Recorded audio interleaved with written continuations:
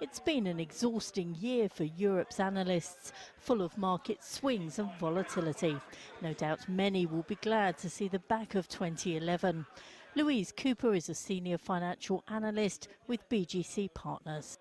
Greek riots, rather strangely, has also been quite a big series of moments for me, in that it reminds us all that we are democracies and that politicians can only impose or do what their electorates want them to do. Greece was the focus of attention for the first half of 2011, but as its government pressed on with a series of austerity measures, the markets remained unconvinced, and countries holding Greek government bonds were in for a shock. You can see quite dramatically that the cost of insuring Greek debt has shot through the stratosphere. So it cost around about 700 basis points at the beginning of this year. It's now like sort of 12,000. And at this kind of level, it's telling you that pretty much Greece is going to default. In August, it was America, not Europe, which sent shares tumbling. It lost its prized AAA credit rating.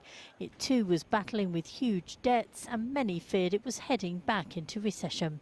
The S&P 500 lost more than 10% of its value, its biggest losses in almost 3 years.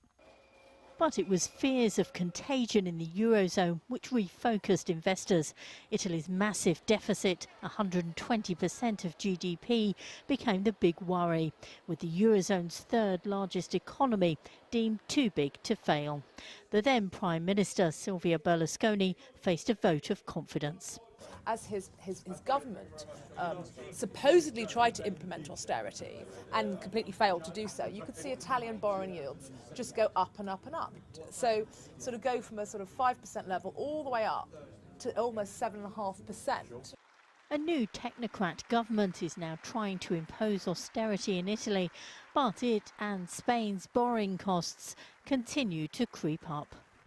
I would love to think that 2012 will be better, but I actually think it could be worse. I think come the beginning of the year, minds will be focused on quite how much debt some of these governments in Europe need to issue just to survive, just to keep still. Hundreds of billions of euro. Rumours that France may be the next to lose its AAA credit rating are now circulating. Louise and many other analysts fear 2012 could make 2011 look like the good old days. Hayley Platt, Reuters.